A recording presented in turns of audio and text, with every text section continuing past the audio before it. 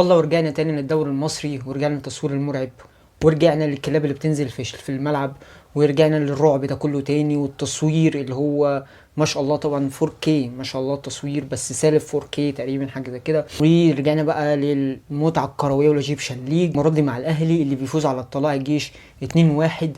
ايه الدنيا وازاي كان الماتش شغال وايه اللي حصل في الماتش تكتيكيا وفنيا. المهم ان الاهلي فاز 2-1 على طلائع الجيش، ده اول حاجه تعرفها. بس قبل ما نخش في فيديو يا شباب والتحليل والتكتيك وده كله، لو لسه عامل اشتراك انزل اعمل اشتراك وفعل زر الجرس عشان يوصلك كل جديد. الاهلي بدا الخطه بال 4-2-3-1، وطلع الجيش بدا بال 3-4-3. طلع دفاعيا بالثلاثه اللي كانوا بيلعبوا ورا، كان كل اعتماده على خط التسلل وان هو يوقع كل هجوم الاهلي في التسلل، ونجحوا في الحوار ده الشوط الاول كذا مره. وهجوميا كانوا مرات بيعملوا الهاي بريس اللي كلهم كانوا بيضغطوا على قلوب دفاع النادي الاهلي وحارس المرمى، لان هم عارفين ان قلوب الدفاع ما بيعرفوش يلعبوا كوره. محمد يوسف عرف حاجه زي كده. ومرات كانوا بيبداوا ان هم يضغطوا من نص الملعب ميد بريس، ومرات كان بيبقى لاعب واحد بس اللي هو تقريبا المعظم بيبقى خالد قمر، كان بيضغط على لاعب، يا اما يضغط على ياسر ابراهيم يا اما يضغط على رام ربيعه، عشان عارف الاثنين زي ما قلت ما بيعرفوش يلعبوا كوره على الارض، فان يضغط عليهم ويجري. بس كان الاكتر هو الهاي بريس، ان هم كانوا بيضغطوا جامد على قلوب يخليهم غصب عنهم ان هم يرموا الكور وخلاص او يطفشوا الكوره، عشان هم ما بيعرفوش يلعبوا كوره على الارض كويسه. ومحمد يوسف كان دارس حاجه زي كده حلو جدا. والثلاثه اللي بيلعبوا في دفاع طلائع الجيش ورا كانوا ثابتين ما بيتحركوش خالص تقريبا. ومنهم لاعب اللي هو احمد ايمن منصور كان بيلعب ناحيه الشمال، عشان هو راجل رجله مظبوطه، بيطلع كوره على الارض كويس، وكمان بيرمي كوره طويله كويس ومظبوطه، لانه رجله مظبوطه كويس جدا وبيقدر يظبطها. من نروح لنادي طلائع الجيش هجوميا، اللي كان مرات لما الاهلي كان بيضغط بيبقى بسبعه او سته في خط الدفاع، عشان اول ما الكره تتقطع من دفاع طلائع الجيش وتتقطع من لعيبه نادي الاهلي اللي دفاع طلائع الجيش، كان يرمي على طول يا اما في نص الملعب خالد قمر او اسلام محارب يستلموا ويلفوا بظهرهم، يا اما كان احمد امين منصور او اي حد عارف ان هو هيرمي على طول في ظهر اكرم توفيق او في ظهر لعيبه النادي الاهلي الباكين بالذات الشمال او اليمين. وكانت اكتر في اليمين لانها اتعملت قبل الجون مره او اتنين تقريبا. مشكلتي هنا بقى ان انت لما بتكون عامل حاجه زي كده او بتهاجم تقريبا بست او سبع لعيبه، كان بيبقى فيه اتنين او تلاته بس في قلوب دفاع النادي الاهلي، ومرات بيبقوا اتنين بس، واكرم طبعا بيبقى متقدم جدا.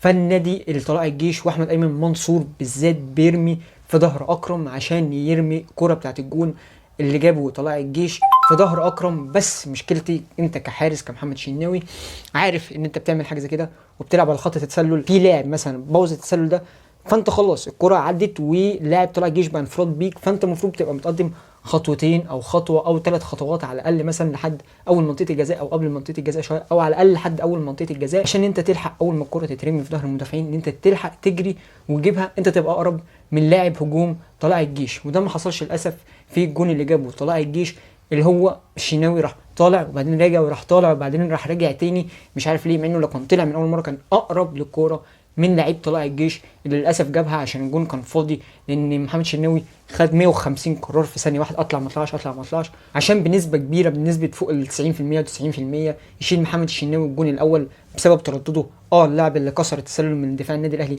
غلطان، بس ممكن يكون 10 او 5 كمان و95 او 90% يشيل محمد الشناوي بسبب تردده الكتير انه كان ممكن يطلع. لان انت لما بتلعب على خط التسلل انت بتلعب على كانك ليبرو بتبقى متقدم خطوتين ثلاثه على اول منطقه الجزاء عشان الكره ما تترمي في ظهر المدافعين، انت تلحق تطلع وتجيبها او تطفشها. الاهلي بالاربعه ورا كان بيلعب المفروض على خط التسلل، المفروض انه كان بيلعب على خط التسلل، بس في الناحيه الهجوميه لما كان بيجي يهاجم كان بيتقدم اكرم ويتقدم الباك الشمال، ويبقى اتنين بس تقريبا بيبقوا في خط الدفاع اللي هم ياسر ورامي، عشان اول ما الكره تتقطع من لعيبه طلع الجيش تروح مرميه لكريم طارق اللي هو اسرع منهم هما الاثنين، عشان بعد ما تترمي لكريم طارق زي ما حصلت في لقطه الانذار لرام ربيع، اللي لولا رام ربيع اسرع سيكا من ياسر ابراهيم واسرع ممكن يكون في سرعه كريم طارق مثلا او اقل منها شويه، لحق يعمل فاول معاه ويلحق ياخد انذار. والكره دي كانت خطيره فشخ، ودي اتعملت كذا مره ان بترمي، لان كان بيبقى فيه اتنين بس او ثلاثه في ظهر النادي الاهلي. كمان انك ما تعرفش تظبط خط تسلل كويس خلى الهدف ده يجي لاعب واحد بس هو اللي ضرب التسلل اللاعب طلع الجيش، فلاعب طلع الجيش ما كانش تسلل وراح جاب جون بمنتهى السهوله. لو كان اللاعب الاهلي ده جه كده شويه بس خلاص كان اللاعب طلع الجيش واقف في التسلل وخلصنا. هجوميا بقى الاهلي عشان قلوب الدفاع ولعبه الاربعه الدفاع تقريبا عموما وبالذات قلوب الدفاع ما بيعرفوش يلعبوا كره على الارض، زي متولي وزي محمد عبد المنعم، ياسر ورام ربيع ما بيعرفوش يلعبوا كره على الارض، فكان الاعتماد كله على الكرات الطويله في ظهر الباك الشمال بتاع طلائع الجيش، اللي كان لعيبه طلائع الجيش ودفاع طلائع الجيش كان بيقدر منها يظبط تسلل كويس جدا ووقع لعيبه الاهلي الهجوميه في كذا مره في تسلل، لان الكوره كانت معروفه، فكانوا بيروحوا جايين كده وبيعرفوا يظبطوها ويوقعوا هجوم الاهلي كله في التسلل. فكان الحل بدل ما هم بيلعبوا كده، يا اما تحاول ان انت توصل لمنتصف الملعب وتشوط اللي هو من النص، يا اما كنت تحاول تخترق من النص، او كان حد يقدر ينزل يستلم ويقدر يروح لعب على طول بسرعه عشان تضرب خط التسلل.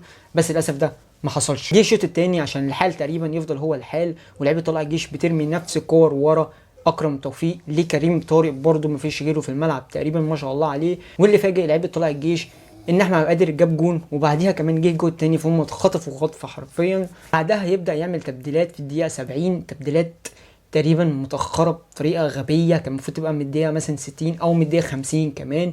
ان انت تبديلات ان انت تنزل طاهر وتودي كريم فؤاد شمال، وتلعب وتطلع الباك الشمال وتودي طاهر هناك لناحيه اكرم، لان طاهر الوحيد اللي كان يقدر كجناح يقدر يغطي ورا اكرم الفدانين او الثلاثه اللي كانوا فاضيين، والمساحه الكبيره فشخ اللي كانت فاضيه. بس للاسف التبديلات دي اتاخرت جدا، بس بدات الدنيا تظبط. وديت طاهر هناك، وديت كريم فؤاد شمال، بقى طاهر بيرجع يسند مع اكرم، بقت الدنيا صعبه بشويه بالنسبه للعيبه طلائع الجيش. بقى يحاولوا شمال مش نافع، يحاولوا يمين مش نافع، لان في اتنين بدل ما كان واحد بس بيتعدى منه او بيتضرب وتترمي الكره في ظهره وخلاص. كان اللاعب زي كريم طارق كان بيقدر يروح ويعمل خطوره، بس حب يصلحها، عماها كحلها عماها. فراح عمل ايه؟ راح منزل بيرسي تاو مكان احمد عبد القادر، وودى بيرسي يمين وخلى طاهر شمال. طاهر بقى بيغطي مع كريم فؤاد، بس مفيش حد هناك بيغطي مع اكرم. بيرسي فعلا دفاعيا ملط حرفيا بيرسي تاو. فكان ولا بيغطي مع اكرم ولا بيرجع مع اكرم ولا الدنيا، فرجعت تاني الدنيا تتنقل ب 60 نيله. ده اللي بان في الجون التاني اللي جابوه طلائع الجيش. اللاعب عملها كده، انا مش عارف ايه شغل مارادونا ده. وبرده راح عملها دي، بانت جدا في الهدف التاني ده. وحصلت ان كريم طارق راح مرقص اكرم وراح معدي، ملاش الدنيا، راح رافع للاعب الهجوم بتاع طلائع الجيش اللي جابها بايده. يعني بدل ما كانت المفروض تصلحها وتخلي طاهر هناك، لان الخطوره كلها من ناحيه اكرم وبيرمي ورا اكرم كتير، لا رحت جاب طاهر شمال ومخلي بيرسي اللي ما بيعرفش يدافع يمين. وده غلط غلط غلط غلط، لان طاهر الوحيد اللي كان هيرجع مع اكرم مش بيرسي، فكان لازم تخلي طاهر يمين وتخلي بيرسي شمال او ما تنزلوش. وبعديها طلع شريف اللي هو مش فوكس خالص في الماتش. شريف مش فوكس خالص في الماتش، بيركز عايز اجيب جون، مستعجل دايما، قراراته كلها غلط، ودايما مستعجل ودايما عايز اجيب جون بس. فالدنيا ما كانتش ظابطه معاه، كان دايما متلجلج كده، ما كانش دايما، يعني الدنيا كانت معاه مش مظبوطه، دايما مستعجل ومتهرول، فالدنيا كانت معاه مش مظبوطه، فكان لازم يطلع بدري عن كده بكتير. واخر حاجه تقريبا يا شباب في الفيديو، ان مشكلتي مع كولر الوحيده هو التاخير في التبديلات، زي ما حصل في ماتش المقاولين وزي ما حصل النهارده في ماتش طلائع الجيش. اتاخر جدا في التبديلات في ماتش طلائع الجيش، الدقيقه 70 متاخر جدا، وانت عارف الناحيه اليمين زي ما قلت كانت خربانه، فكان ممكن تعمل تبديلات من الدقيقه 50 ومن بعد الشوط الثاني وفي استراحه الشوط الثاني، ومن الدقيقه 50 يعني من الدقيقه 60 مش الدقيقه حاجه 70 تقريبا 75 او 77 تبدا تعمل تبديلات، وكانت متاخره جدا. دي تقريبا مشكلتي مع كولر الوحيده لحد دلوقتي. بس كولر لسه شاف شويه هياخد الدوري المصري، شوف اعجاب واستغراب وغرايب وعجايب الدوري المصري، وهيبدا يتعود شويه في شويه، ولسه بدري، ويبدا يتودك على الدوري المصري ولعب الدوري المصري العقيم، ويبدا ياخد معاه الدوري المصري. المهم هي اهم حاجه هي 3 بونت. وبس شباب، كنا خلصنا الفيديو بتاع النهارده. لو عجبك ما تنساش السبسكرايب وفعل زر الجرس عشان يوصلك كل جديد. سلام.